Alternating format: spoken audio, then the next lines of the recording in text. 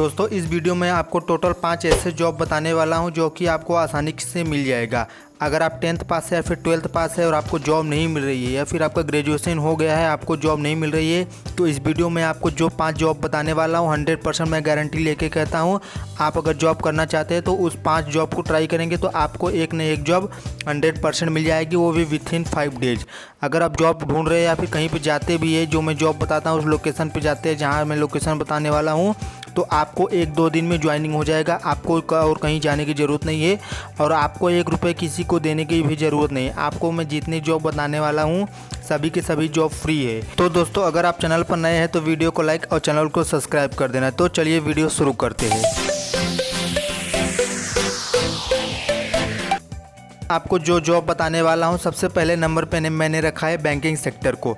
देखिए अगर आप 10th पास है या फिर 12th पास है और आप एक प्रोफेशनल जॉब करना चाहते हैं, आपके जो माइंड में एक सोच होती है वो आपने कभी सोचा था कि मैं एक प्रोफेशनल जॉब करूंगा, तो आपके लिए बैंकिंग सेक्टर का जो जॉब है आपके लिए परफेक्ट होने वाला है। तो बात करते हैं बैंकिंग सेक्टर में आपको कौन कौन से जॉब करने वाले हैं जो कि 10th और 12th वालों को आसानी से मिल जाएगा। और अगर आपका ग्रेजुएशन हुआ है तो तब तो आपको 100% मिलने वाला ही है। मैं गारंटी आपको 10th और 12th वालों को भी लेता हूँ, उनको भी जॉब मिलने वाला है, बट आपको सैलरी थोड़ा कम रहता है ग्रेजुएशन वालों से अगर कंपेयर करते हैं तो देखिए जो बैंकिंग सेक्टर में मैं आपको जॉब बताने वाला हूँ इसमें आपको 3 पॉइंट है। पहली पॉइंट यानी पहली जो जॉब है वो क्रेडिट कार्ड का है और सेकंड जो है वो होम लोन का है, तीसरे नंबर पे जो आता है वो पर्सनल लोन का है। तो देखिए अगर इन तीनों में से कोई भी आप जॉब करना चाहते हैं बैंकिंग सेक्टर के अंदर, अगर आप क्रेडिट कार्ड सेल करना चाहते हैं, होम लोन सेल करना चाहते हैं या फिर पर्सनल लोन सेल करना चाहते हैं, तो अगर आप करना चाहते हैं तो आप 3 में से कोई भी जॉब कर सकते हैं। आपके ऊपर डिपेंड करता है आप किस में परफेक्ट हो, आप किस हिसाब से बात कर सकते हो। कस्टमर को बड़ा लोन दे सकते हो, पर्सनल लोन दे सकते हो, होम लोन दे सकते हो, या फिर नॉर्मली आप क्रेडिट कार्ड तो आसानी के साथ सेल कर सकते हो। अब बात करते हैं इसमें आपको सैलरी कितनी होगी। पहले सैलरी की बात कर लेते हैं। तो देखिए अगर आप क्रेडिट कार्ड या होम लोन या पर्सनल लोन किसी भी डिपार्टमेंट में जाते हैं और आपका जो पढ़ाई है आपका 10th या 12th है, तो आपकी स्टार्टिंग सैलरी जो होने वाली मिनिमम आपका 12 के यानी आपका 12,000 से सैलरी स्टार्ट होने वाला है। और अगर वहीं पे आपका ग्रेजुएशन कंप्लीट हुआ है तो आपका स्टार्टिंग सैलरी 15,000 होने वाली है यानी 15 के। और आपकी इसकी लास्ट सैलरी, इसमें देखिए लास्ट सैलरी कोई कंफर्म नहीं है, आपका जैसे जैसे अनुभव बढ़ता जाएगा, आपका यानी एक्सपीरियंस बढ़ता जाएगा तो आपकी सैलरी इंक्रीज होती जाएगी। और इसमें सेकंड पॉइंट क्या है, आपका सैलरी के अलावा इसमें ज़्यादा कमा सकते हो। तो देखिए अगर आपका 12 के यानी 12,000 सैलरी है और आप महीने में 15 या 20 मान लीजिए 25 कार्ड तक अगर आप सेल करते हो डेली का, एक क्रेडिट कार्ड की मैं बात कर रहा हूँ, तो अगर आप डेली का एक कार्ड भी सेल करते हो तो आप महीने का 25 करते हो और 25 कार्ड सेल करने पे आपका जो इंसेंटिव बनेगा मिनिमम 5,000 रुपये बनेगा। मैं कम से कम की बात कर रहा हूँ, एक चीज़ ध्यान देना आप लोग, आपका कम से कम 5,000 रुपये इंसेंटिव बनेगा तो आपका सैलरी 12-5 17,000 हो गया। इंसेंटिव इसमें बहुत ज़्यादा है। अगर आपको थोड़ा एक्सपीरियंस होते गया 2 महीने 3 महीने बाद आप दिन का 2 कार्ड भी सेल कर रहे हो ना, और आपकी सैलरी इंक्रीज तो 3 महीने में हो जाती है 100%। इसमें मैं जॉब खुद पर्सनली किया हुआ हूँ। तो अगर आपका 12 पे ज्वाइनिंग करते हैं आप, तो आपका अगर 15,000 सैलरी होता है, आपने 10th या 12th के बेस पे किया था और आपका आज के डेट में 15,000 सैलरी हो गया है, तो आपको एक्सपीरियंस अच्छा है। दिन का आप 2 कार्ड बेच रहे हो, महीने का 50 कार्ड बेच रहे हो, तो आपकी जो सैलरी आने वाली है 40,000 के आसपास आने वाली है आपके हाथ में। 15,000 आपका सैलरी है, 25 से 30,000 रुपये आपका 100% इंसेंटिव आने वाला है अगर आप 50 कार्ड महीने का सेल करते हो तो। और ये काउंट कैसे होता है, जब आप किसी कस्टमर का क्रेडिट कार्ड अप्लाई करते हो और कस्टमर के पास यानी उसके हाथ में उसका क्रेडिट कार्ड आ जाता है तो आपका एक अकाउंट काउंट किया जाता है। अच्छा, तो एक चीज़ आपको ध्यान रखना है, आप जिस भी कस्टमर का लीड लेते हो उसको कंफर्म करो, क्लियर करो, कस्टमर से आप बात करते रहो कि सर आपका कार्ड आया कि नहीं आया। कहीं पे ऐसा होता है आपने अप्लाई कर दिया बाद में रिजेक्ट हो जाता है, बट आपको लगता है कि मेरा एक कार्ड हो गया है, तो ये आप एकदम फॉलो अप लेते रहे, जिस भी कस्टमर का करे क्लियर करके छोड़े। बात करते हैं ग्रेजुएशन वालों, सेम कैटेगरी है ग्रेजुएशन वालों का, बट आपको ज़्यादा चांस रहता है कंपेयर टू 10th और 12th वालों से आगे बढ़ने का। तो देखिए अगर आप 15 से स्टार्टिंग करते हैं, जो इंसेंटिव सिलेबस उनके लिए आपके लिए भी सेम रहता है, आपके लिए कोई अलग नहीं है, बट आपको वहाँ पे पोजीशन जो आपका पहले आप जाते हैं सेल्स एग्जीक्यूटिव के लिए, बाद में आप सीनियर सेल्स एग्जीक्यूटिव बनते हैं, बाद में आप टीम लीडर बनते हैं, ऐसे ऐसे आपका प्रोग्रेस होता जाएगा। तो अगर आपको अच्छा एक्सपीरियंस है तो आप आगे चल के TL भी बन सकती है। तो अगर आप नॉर्मल TL भी बन जाते हो तो आपकी जो सैलरी होने वाली है 25 से 30 आ जाएगी, यानी आपकी सैलरी जो होती है इंक्रीज होकर 25 से 30 हो जाने वाली है। और आपका जो इंसेंटिव कमाने का मौका है आपका वो भी बढ़ जाता है, क्योंकि आपके अंडर में 8-10 लड़के हो जाएंगे तो उनका भी जो इंसेंटिव बनता है आपके अकाउंट में कुछ परसेंटेज आता है, क्योंकि आपको पूरा टीम मिल जाता है। अब इसके बात करते हैं होम लोन की। देखिए होम लोन और पर्सनल लोन का डिपार्टमेंट भी सेम है, उसमें आपको परसेंटेज वाइज रहता है। कहीं कहीं पे डायरेक्टली इंसेंटिव रहता है और कहीं कहीं पे कैसा रहता है, आपको अगर आपने 1 लाख का पर्सनल लोन सेल किया तो आपको वहाँ पे 2% का 5% का, जैसे हर विभाग का अलग अलग है यानी हर बैंक का, तो आपको उसके हिसाब से मिलता है। बट उसमें भी स्टार्टिंग सैलरी आपका 12,000 से लेके 18,000 तक होने वाला है, अगर आपका 10th 12th या फिर आपका ग्रेजुएशन हो। तो इन तीनों जॉब में आप अच्छे से अच्छा पैसा कमा सकते हो अगर आप प्रोफेशनल जॉब करना चाहते हो तो दोस्तों सेकंड नंबर पे मैंने रखा है फ्लिपकार्ट डिलीवरी बॉय को। देखिए अगर आपने 10th या 12th पास किया है और आप मुंबई जैसे सिटी में रहते हैं, आपको जॉब की तो कमी है नहीं, फिर भी अगर आपको जॉब नहीं मिले तो आप फ्लिपकार्ट में डिलीवरी का काम करके डेली का आप 500 से लेके 1,000-1,500 कमा सकते हो। जी हाँ दोस्तों, कमाते हुए डिलीवरी बॉय जितने हैं वो सब पैसा कमाते हैं, बस उनके अंदर मेहनत करने की क्षमता होनी चाहिए। देखिए मेन चीज़ जो अपने अंदर का पावर होता है वो कोई नहीं दिखाता है। तो आपको जॉब करना है। जॉब कैसे करना है, सब लोग क्या करते हैं 8 से 10 घंटे काम किए भाग गए। अगर आपको पैसा कमाना है तो आपको टाइम नहीं देखना है, आपको 8 घंटे 10 घंटे 15 घंटे तक मेहनत करना है। आपको ज़्यादा से ज़्यादा आप अगर 6 घंटे 7 घंटे भी सोते हैं ना तो भी आपकी नींद पूरी होती है। तो इसके हिसाब से आपको ज़्यादा काम करना पड़ेगा अगर आपको लाइफ में कुछ करना है, सक्सेस पे जाना है। तो देखिए अगर आप फ्लिपकार्ट में जाना चाहते हैं तो आपके पास एक बाइक होना चाहिए। मैं सिटी के बाद गांव में उतना कमाई नहीं होगी, क्योंकि गांव में जो होता है एक ऑर्डर आता है तो दूसरा ऑर्डर 1 किलोमीटर दूर के बाद का आता है। बट सिटी में कैसा होता है, आपको 2-4 किलोमीटर के रेंज में 100 ऑर्डर कंप्लीट कर सकती है। देखिए फ्लिपकार्ट में अगर आप जॉब करते हैं तो आप फ्लिपकार्ट की तरफ से मत जाइए। आपको उसमें क्या करना है, आपको डायरेक्टली ज्वाइनिंग करना है अपने ऊपर, यानी अपने ऊपर क्या करना है, आपको कमीशन बेस पे जाना है। कमीशन बेस पे क्या होता है, आपको सैलरी नहीं मिलती। आपका जो देखिए इसमें क्या होता है, आपको पर पैकेट यानी आप जो डिलीवरी करते हैं आपको पर पैकेट 14 रुपये के हिसाब से मिलता है, कहीं पे 12, कहीं पे 14 और कहीं पे 15-16 रुपये तक भी रहता है। डिपेंड करता है आप किस लोकेशन में वहाँ का रेट क्या चल रहा है। तो अगर आपको 14 रुपये भी मिलता है एक पैकेट पे और डेली का आप 50 पैकेट भी ऑर्डर कंप्लीट करते हैं, यानी 50 पैकेट आप कस्टमर को देते हैं तो आपका 700 रुपये बनता है। 700 रुपये आपका हो गया कमीशन। और इसमें आपको जो सैलरी मतलब तेल का अगर खर्चा देखा जाए तो आपका ज़्यादा 100-200 रुपये का तेल जाएगा।